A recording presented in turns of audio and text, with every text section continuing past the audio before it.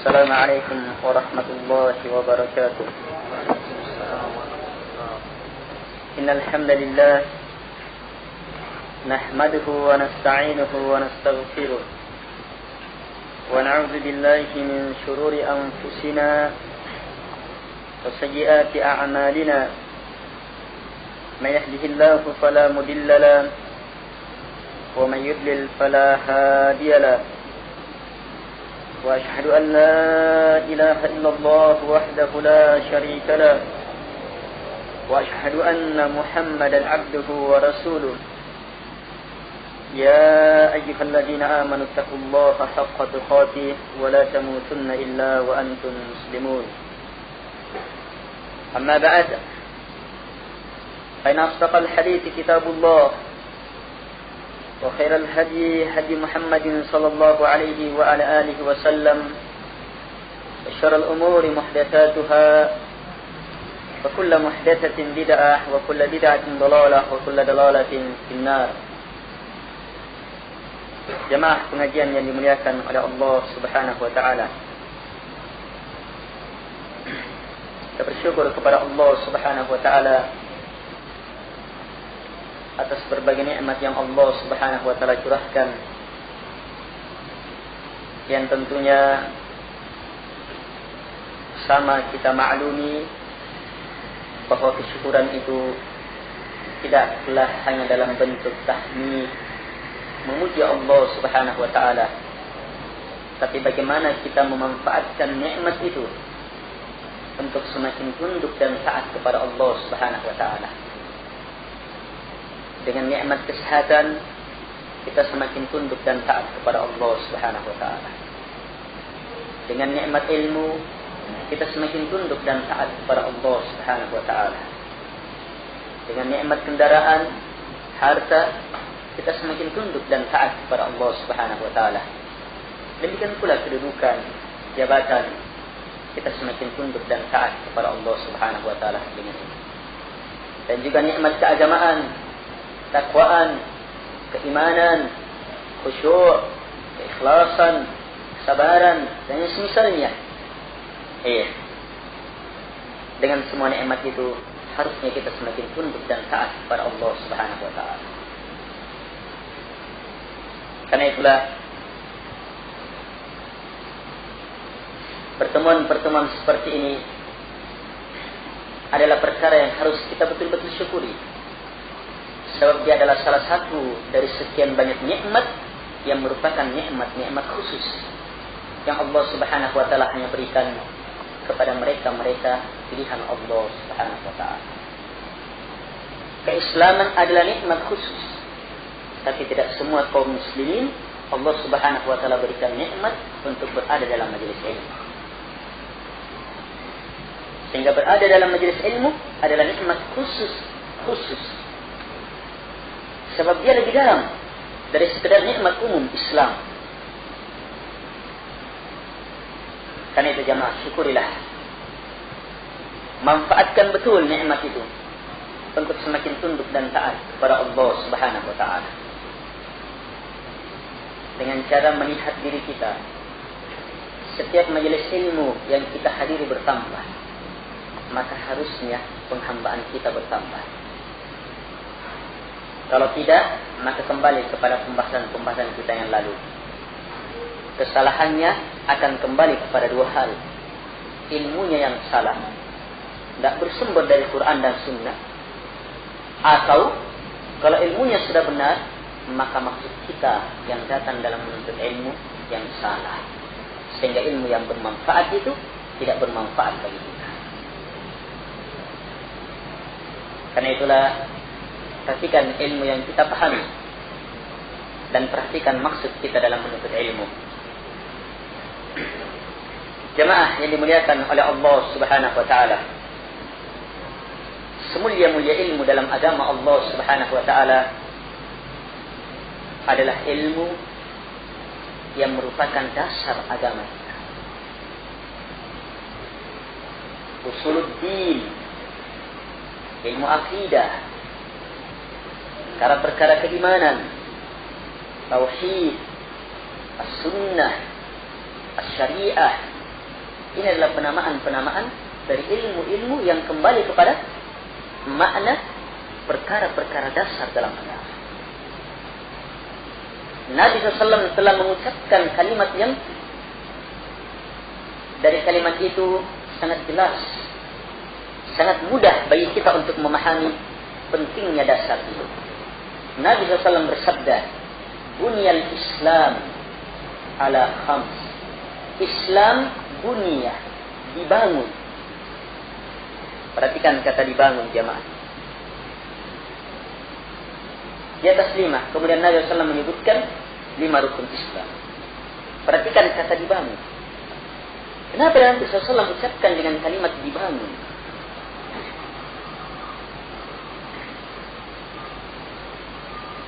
Dibangun ya kembali kepada makna bangunan.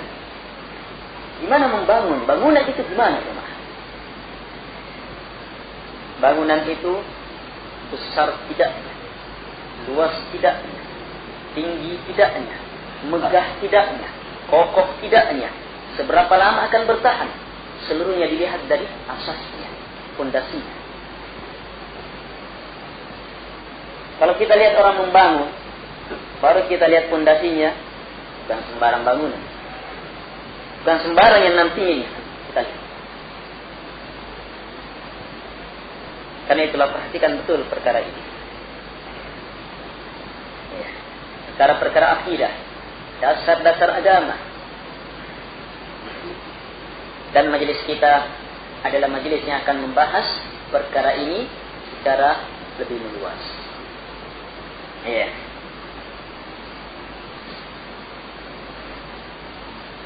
Kita akan membahas 3 perkara yang merupakan dasar agama. Iya. Yang dikenal dengan salah satu usul, 3 landasan dasar. Ini judul kitab yang akan kita bahas. Salah satu usul. Iya. Atau biasa juga disebut dengan al-usul tsalatsa. Hanya penamaan yang lebih tepat, sebagaimana disebutkan oleh Syekh Al-Syekh adalah salah satu usul. Sebab Syekh Muhammad bin Abdul Wahhab rahimahullah ta'ala mempunyai kitab lain yang namanya Al-Usul Tsalatsa. Bukan Al-Usul Tsalatsa yang diterjemahkan. Beliau punya Al-Usul Tsalatsa yang lain.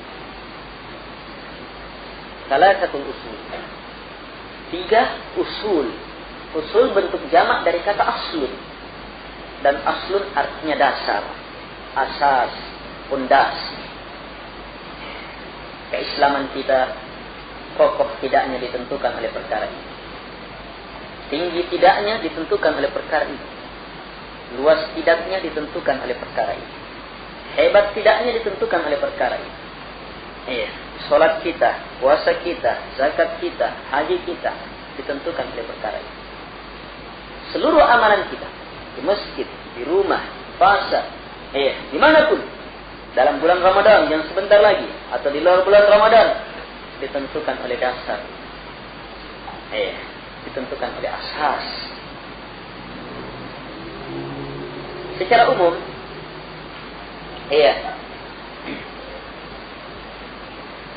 akidah,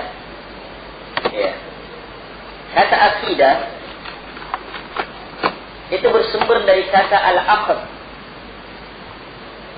Dan al-aqd artinya ar-rabtu biquwwah. Kalau antum mengambil tali, kemudian mengikat tali itu, maka akan muncul aqd. Iya.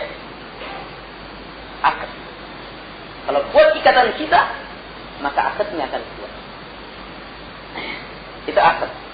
Simpul pada ikatan kita. Ikatan yang sangat kuat. Itu akad. Berarti akidah itu apa? Sesuatu yang terikat sangat kuat. Orang yang berakidah artinya orang yang memahami, orang yang berkeyakinan akan suatu perkara atau beberapa perkara dengan sangat kuat, tertancap sehebat-hebatnya di dalam hati. Yang mana perkara inilah yang membias dalam kehidupannya. yang mempengaruhi ucapannya, pandangannya, pendengarannya, hatinya, gerakan tangannya, langkah kakinya, pikirannya, rencananya, targetnya, usahanya, benci dan cintanya dipengaruhi oleh perkara itu. Itu akidah. Orang yang berakidah seperti itu. Dari makna ini, orang yang berakidah itu ada dua. Ada yang berakidah yang benar, yang dengannya dia akan selamat, akan mendapatkan kemuliaan di sisi Allah Subhanahu wa taala. Dan ada yang berakidah salah, yang dengannya dia akan celaka.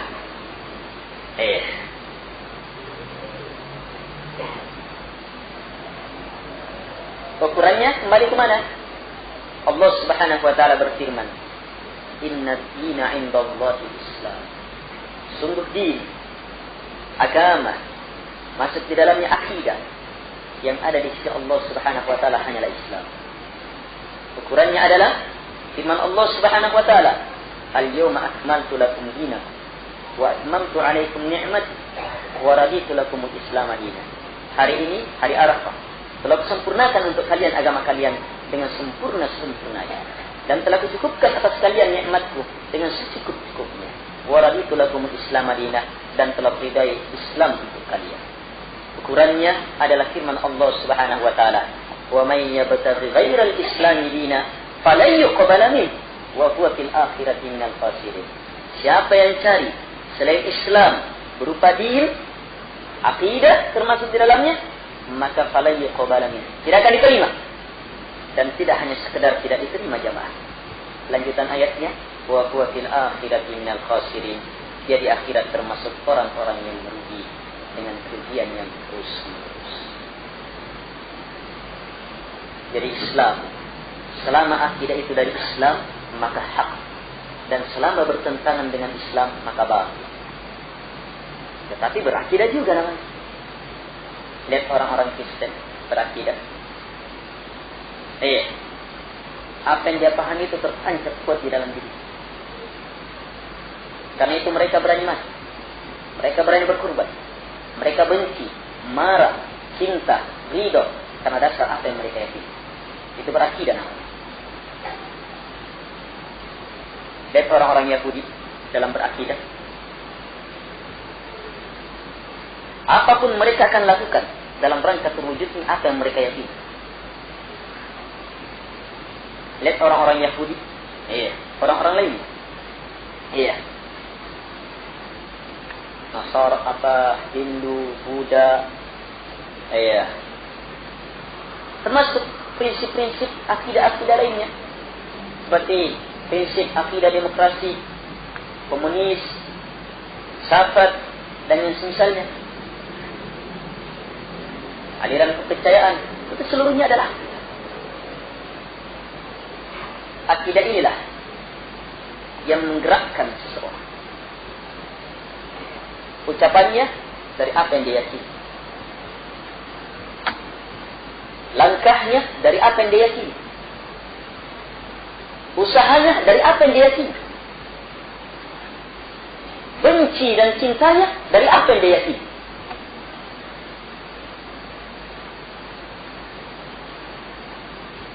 Jadi dari akidah ini muncul usaha yang dengannya pasti mereka harus mengalami kesulitan dalam rangka memperjuangkan usahanya, apa yang dia yakini, dalam rangka memantapkan akidahnya.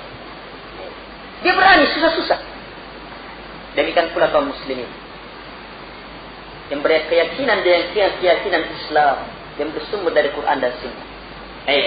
Dari sanalah ucapan-ucapan mereka dasar, langkah mereka dasar, usaha mereka dasar, benci dan cinta mereka didasari oleh perkara ini.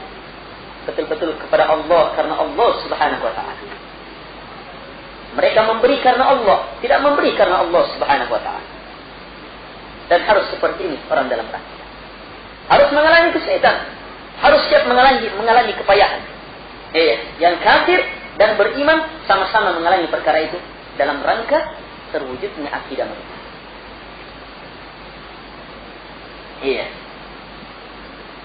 Dan nanti di akhiratlah mereka akan melihat apa hasil dari akidah itu.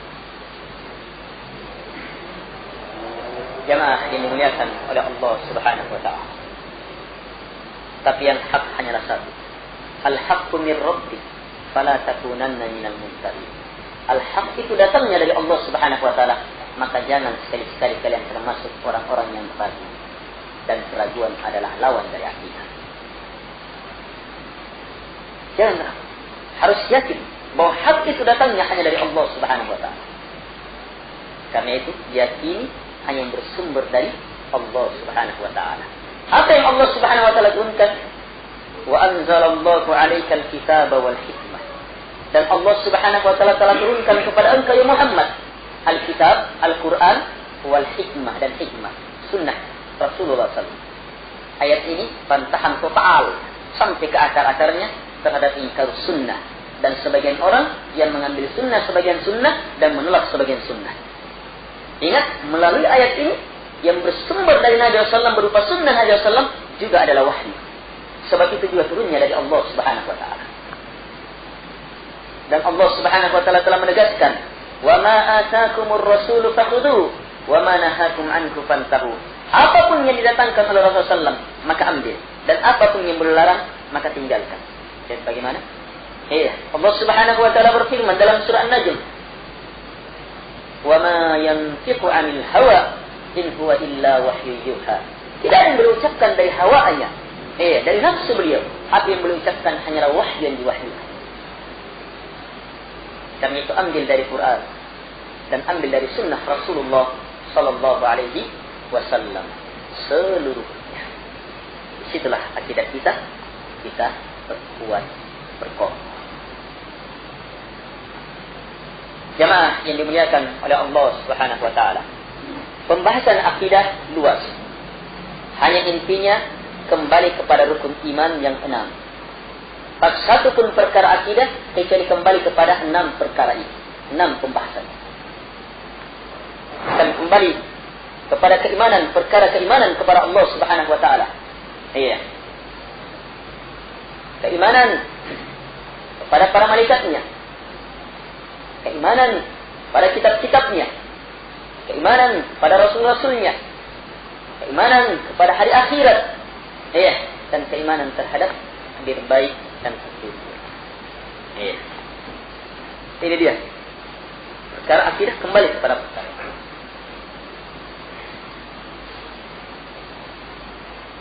Hanya 3 perkara ini, 6 perkara ini? 6 perkara ini bisa kita katakan kembali kepada 3 hal yang sangat mendasar,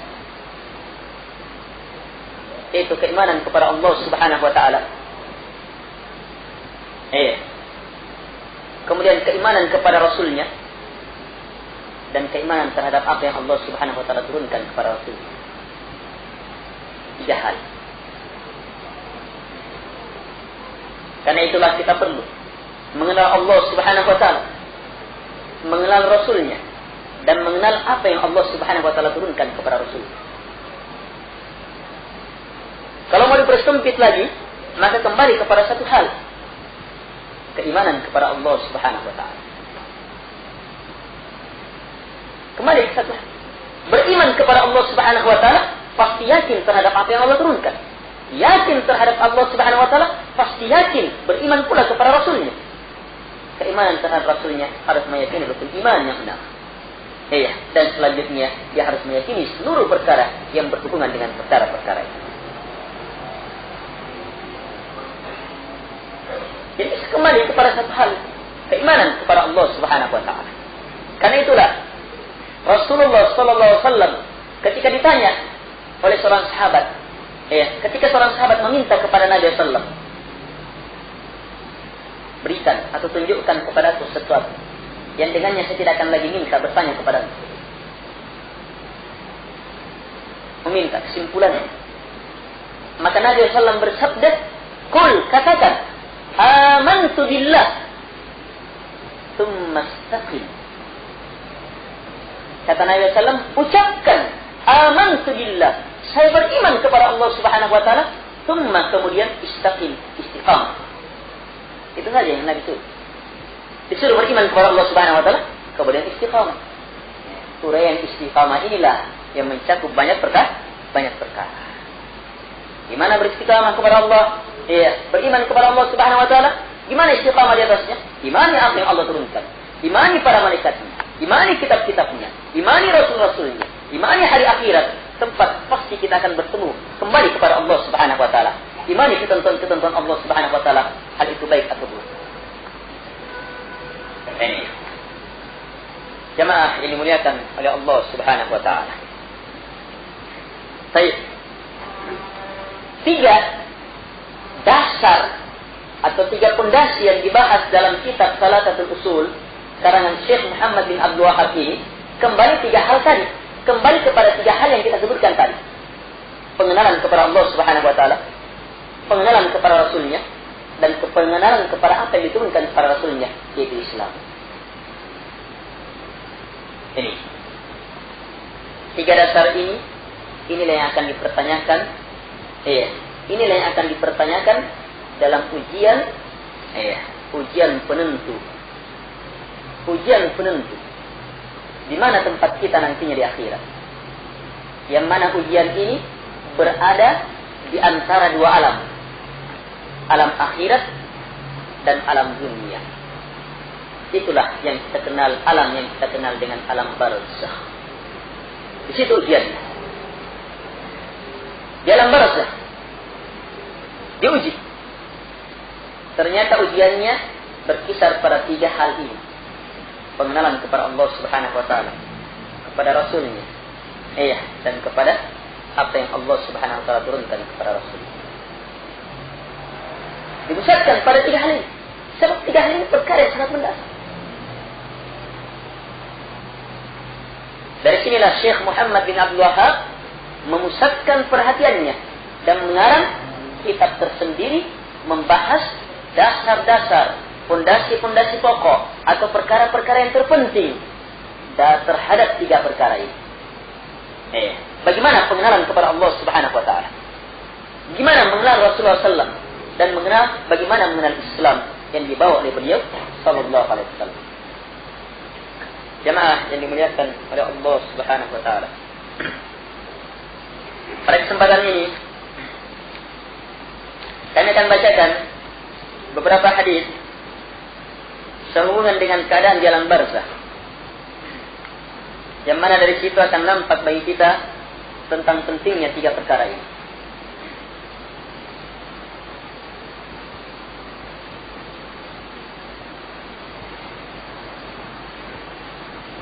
Baik. Qala al-Imam Ahmad rahimahullah taala, haddatsana Yazid bin Harun qala akhbarana. Baik. Ibnu Abi Dhi'b an Muhammad ibn Amr ibn Atha an Zakwan an Aisyah.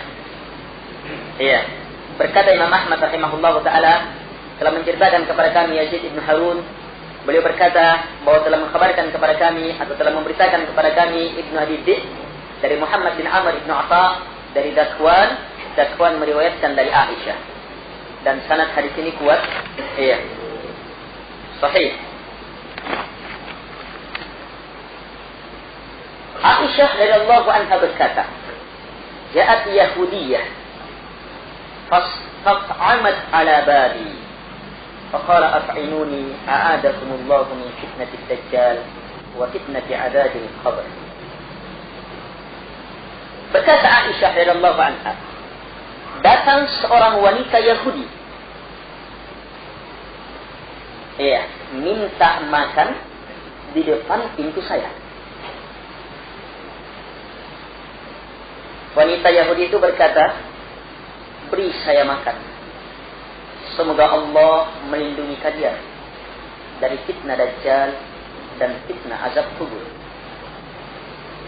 Kan begitu kan kalau orang meminta, biasanya meminta kemudian disertai dengan doa.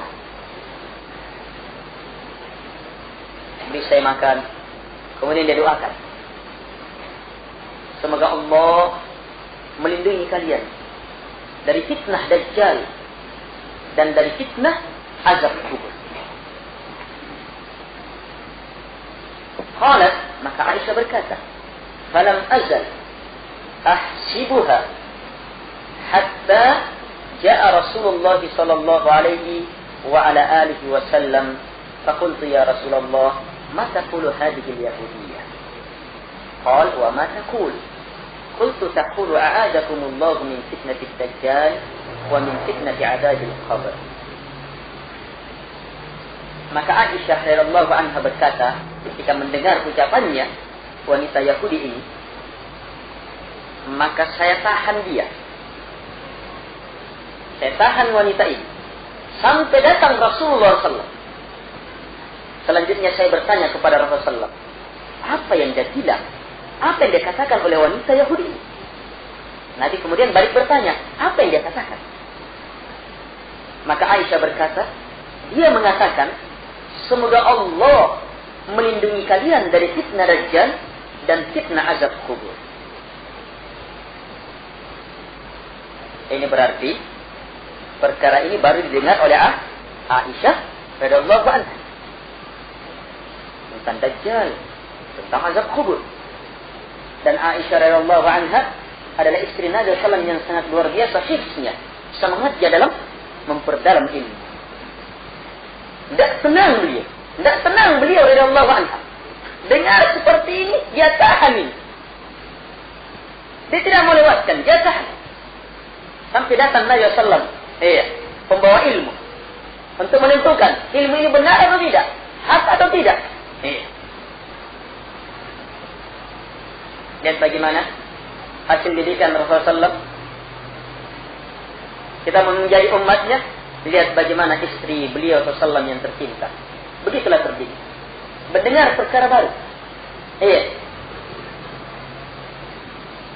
Yang belum pernah didengar. Yang dihubungkan ke dalam agama. Tidak tenang beliau radhiyallahu anha sampai menunggu Nabi SAW memutuskan perkara. Ini benar atau tidak?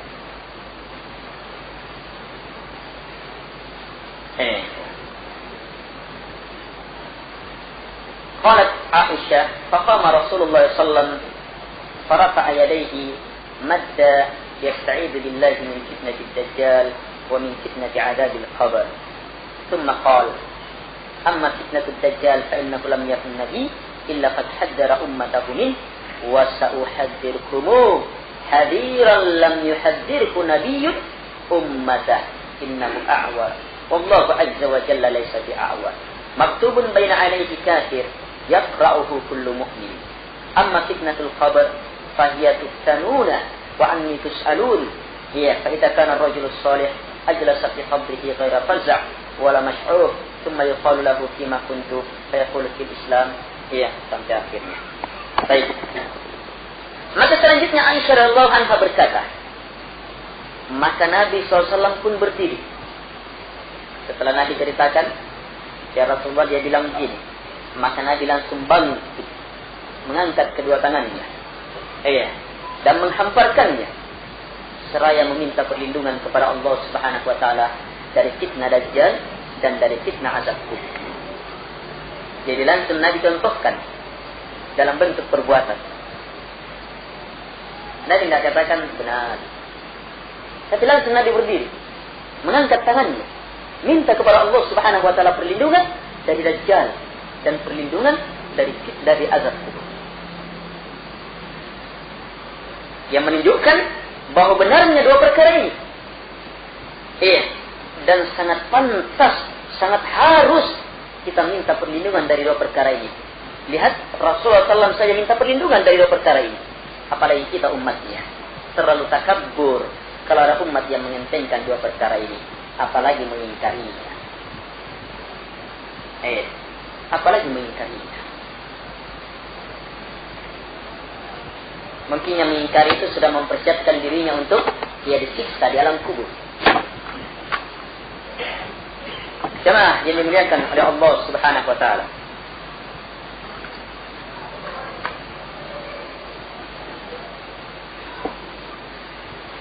Selanjutnya Nabi SAW bersabda, mengurai. Setelah Nabi nampakkan dalam bentuk perbuatan, Nabi urai penjelasan dalam bentuk penjelasan.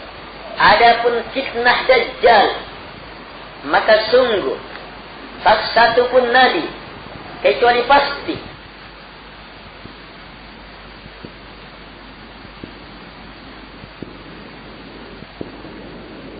satu pun nabi kecuali pasti telah memperingatkan umat. Iya.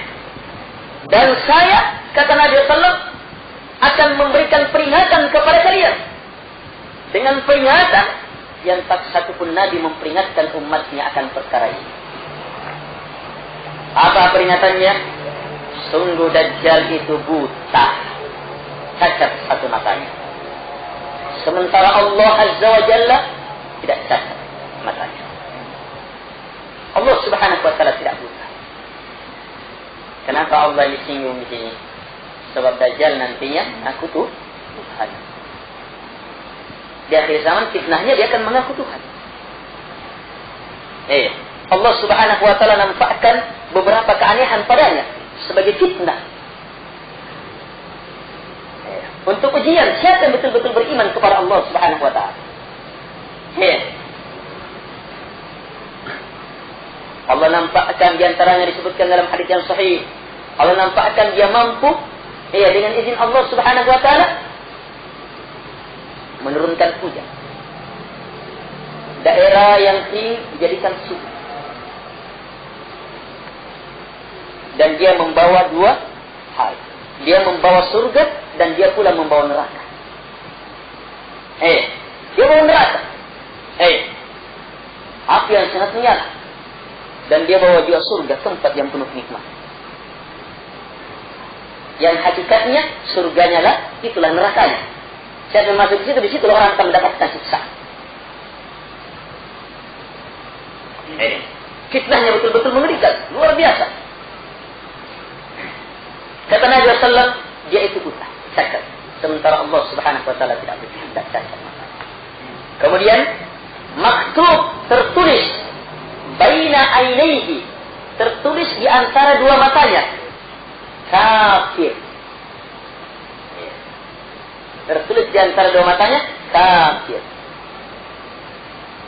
Yaqra'uhu kullu mu'min. Semua orang yang beriman mampu membacanya.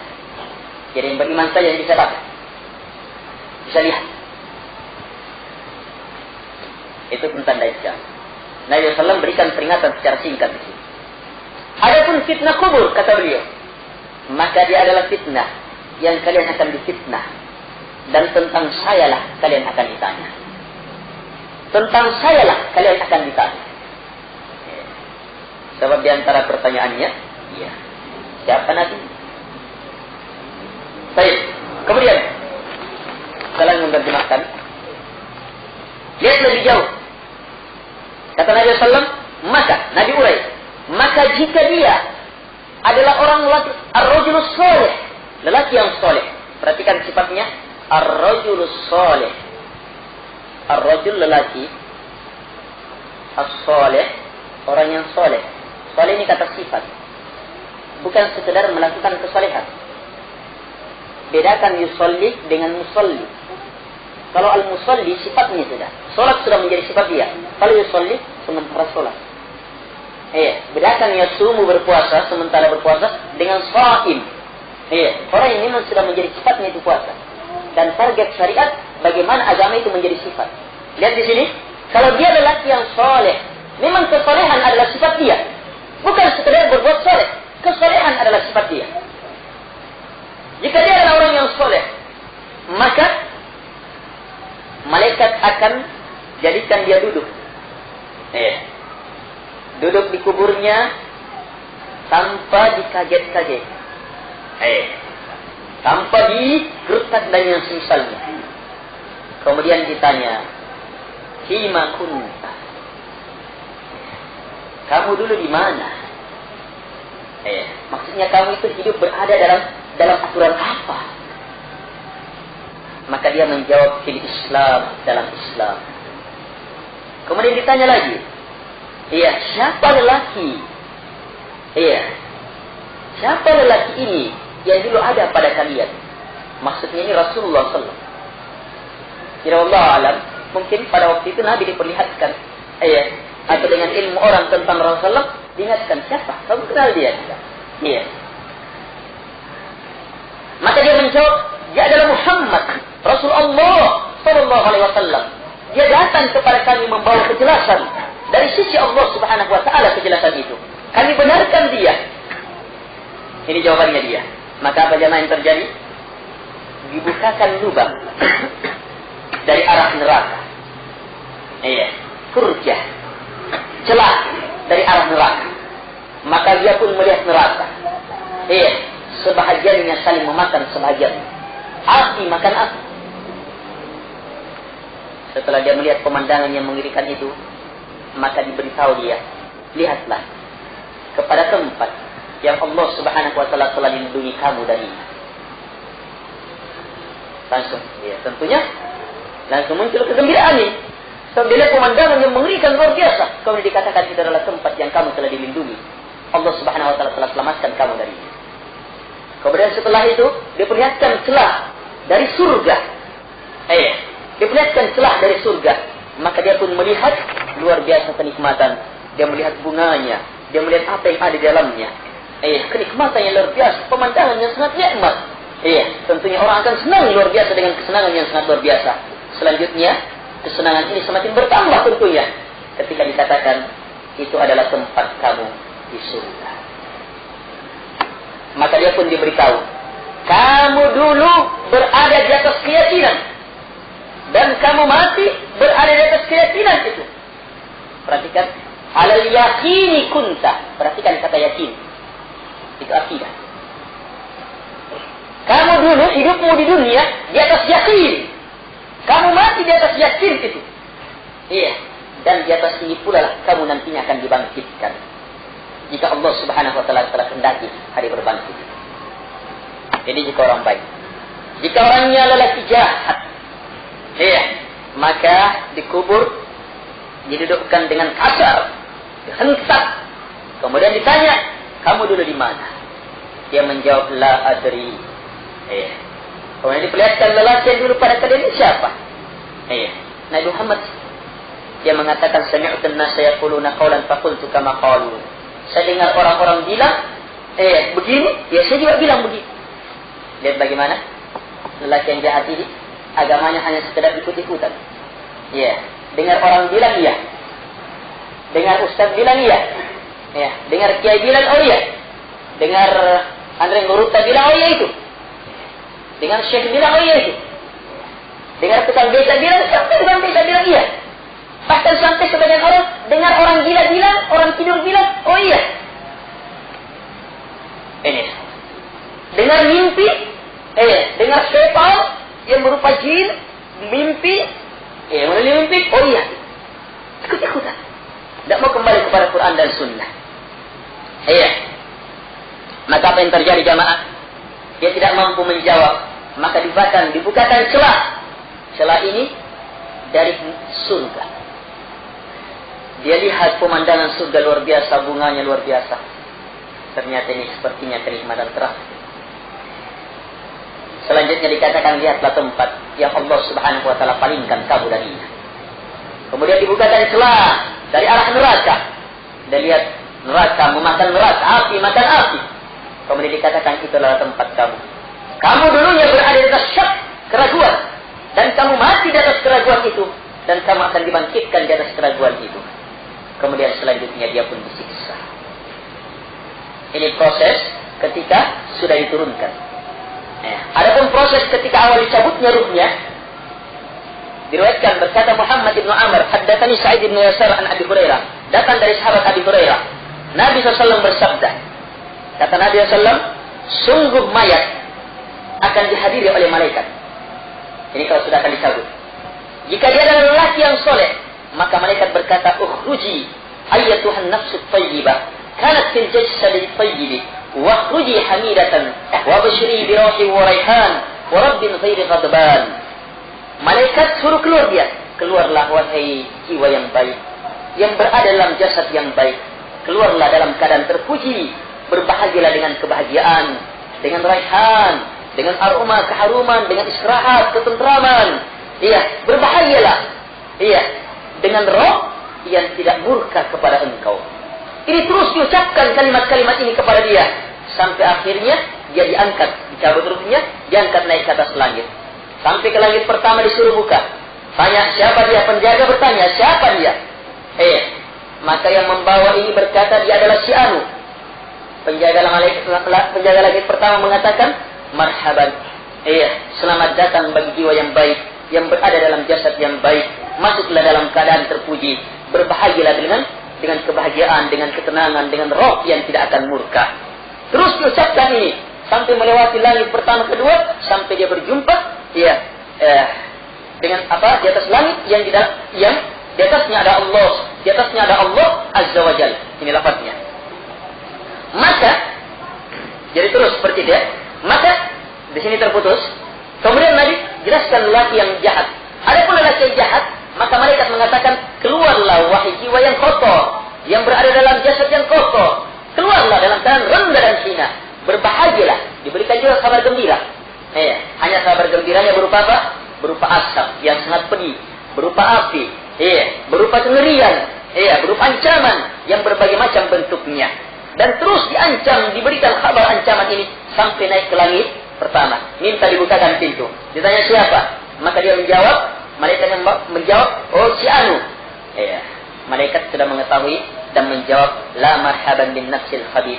Sampai akhirnya tidak ada sambutan bagi jiwa yang jahat, yang berada dalam jasad yang jahat. Terus sebagaimana lafaz malaikat yang pertama yang mencabutnya. Kemudian setelah itu, ia pun dikembalikan ke bumi. Dalam lafaz yang lain dia dilempar.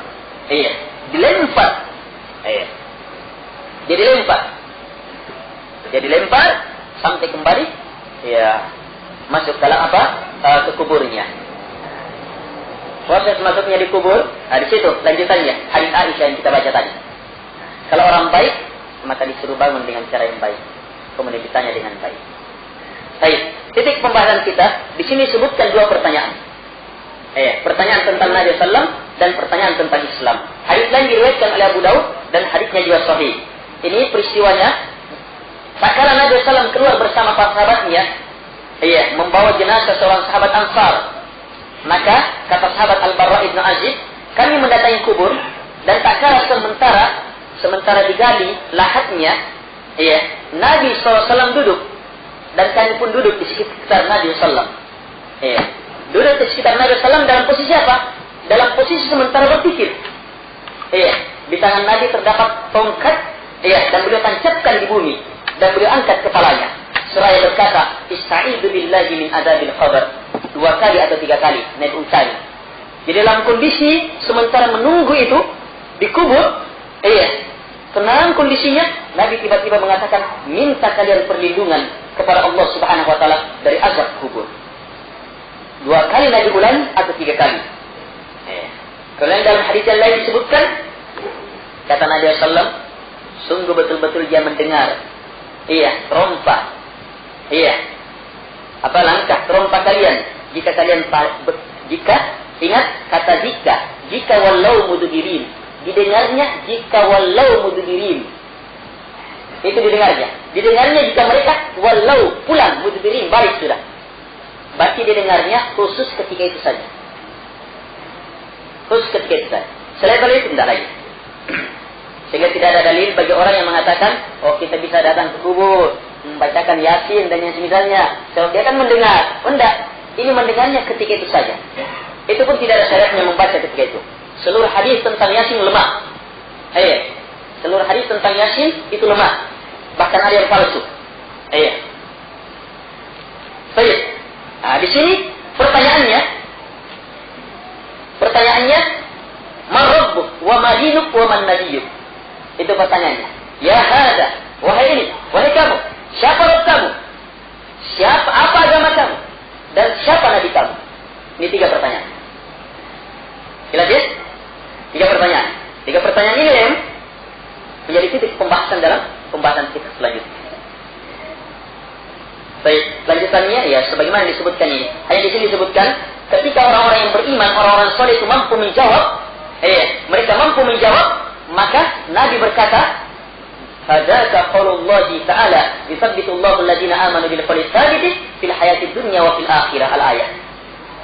Jadi ketika orang beriman mampu menjawab pertanyaan dalam barzakh, maka Nabi SAW mengatakan, itulah yang dimaksudkan oleh firman Allah Subhanahu wa taala, "Yuthabbitullah."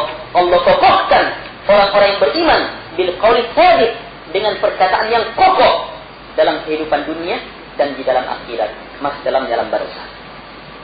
Sebab ini tafsir langsung dari Rasulullah sallallahu alaihi wasallam dan hadisnya sahih. Baik. Jamaah yang dimuliakan oleh Allah Subhanahu wa taala. Panjang perkara tentang alam barzakh yang singkatnya, untuk orang yang baik maka ada dikerjakan dari langit. Setelah mereka menjawab maka dihamparkan hamparan dari surga. Mereka mendapatkan keharuman dari surga.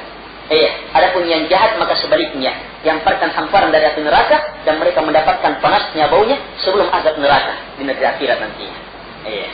Kemudian orang yang jahat juga, itu bumi menjepitnya sampai rusuk-rusuk mereka saling masuk. Itu jadi disebutkan dalam hadis yang sahih. Kemudian adapun orang-orang yang baik, maka bumi dijadikan seluas-luasnya. Bumi itu luas dengan seluas-luasnya. Tapi mungkin ada yang bertanya, oh hadis ini tidak benar, ini tidak sesuai dengan kenyataan. Buktinya apa? Kalau kita gali kubur, mana tidak berubah. Tidak menyempit juga, tidak membesar juga. Maka kita tanya, jawabannya apa? Satu, yang kamu lihat itu alam dunia. Ini pembahasan alam barzakh. Paham? Kondisi alam barzakh tidak bisa disaksikan. Paham? Jawaban kedua, Nabi SAW telah sabdakan, dan sabda Nabi SAW adalah hak. Yang hak harus diterima kalau kita ingin berada di atas al-haq. Jawaban ketiga, ini jawaban akal. Kematian alam barzakh, kematian itu mirip dengan apa saudaranya mati? Tidur. Makanya kalau kita mau tidur, bismika Allahumma ahya wa bismika amut. Dengan namamu ya Allah, saya mati, dan dengan namamu saya hidup, dan dengan namamu saya mati. Setelah bangun, alhamdulillahilladzi ahyana. Segala puji bagi Allah Subhanahu wa taala yang telah menghidupkanku. Lihat orang yang tidur. Lihat orang yang tidur, jamaah. Orang yang tidur. Lihat orang yang tidur mimpi. Ada yang tidur mimpi nikmat. Ada orang yang tidur mimpi berada di kebun yang sangat luas. Makan kebun itu, Masya Allah. Dia rasakan enaknya betul mimpi itu. Ada pasangannya, ada rumahnya, wah luar biasa. Dia rasakan nikmatnya. Tetapi orang yang tidur, orang yang duduk di sampingnya tidak tahu apa-apa. Tapi dia tidur. Dia tahu orang ini tidur. Tetapi si tidur sendiri mempunyai perasaan lain. Iya kan? Dia lihat. Maka sama dengan itu yang dilihat, dia lihat. Yang merasakan alam barzakh itu bukan kamu, dia yang merasakannya.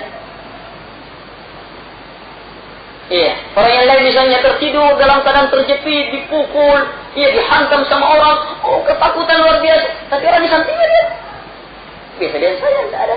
Mungkin ada gerakan sedikit. Tapi dia sendiri merasakan luar biasa ngerinya. Tidak ada.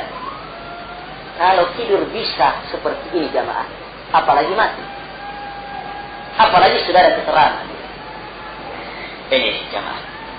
Dan termasuk benar, termasuk hadis yang benar tentang datangnya amalan. Amalan baik dan amalan jahat akan datang menemani orang di kubur. Kemudian hadisnya juga benar tentang malaikat. Setelah dia tidak mampu menjawab, maka ada malaikat datang membawa palu dan memukul dia dengan palu. Yang kata Nabi, seandainya palu ini dipukul kepada gunung, maka gunung akan menjadi tanah. Maka dipukul orang ini, dihantam dengan palu itu, sehingga dia berteriak dengan teriakan yang kata Nabi SAW, teriakannya didengar oleh seluruh makhluk kecuali as-sakhalain. As-sakhalain jin dan manusia. Jin dan manusia yang tidak dengar. Berarti binatang dengar. Lihat buktinya. Lihat binatang. Binatang-binatang yang ada di kubur. Itu kadang tiba-tiba terbang padang darah apa? Kadang tiba-tiba ketakutan padang darah. Mendengarkan teriakan-teriakan. Baik. As-syahid menjadi titik pembahasan kita adalah gimana selamat dari alam barzakh. Dengan mempersiapkan 3 hal yang menjadi ujian di alam barzakh. Selamat dalam pertanyaan alam barzakh, maka berarti akan diperlihatkan tempat kita. Tapi lulus sudah.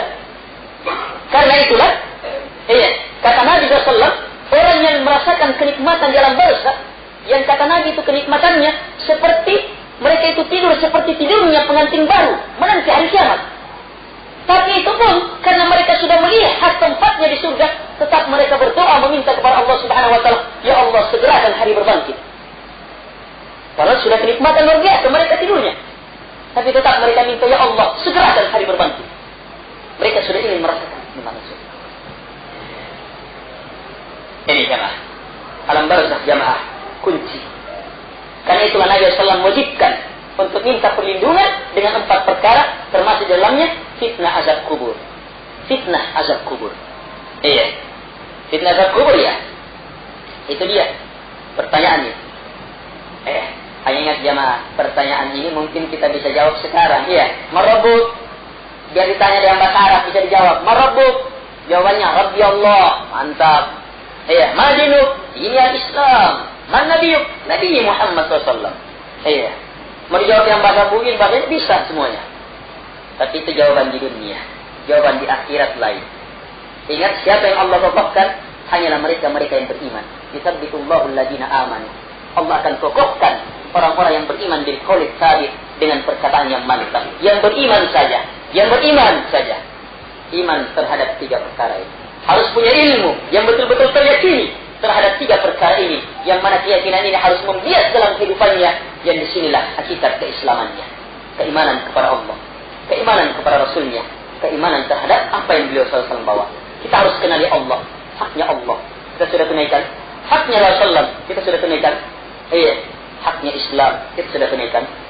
Inilah 3 pembahasan ini. Baik, insyaallah taala ini sekedar pembukaan untuk memasuki pembahasan Thalathatul Usul. Subhanallah walhamdik, asyhadu an la ilaha illa anta astaghfiruka wa atubu ilaik. Sallallahu alaihi wa sallam.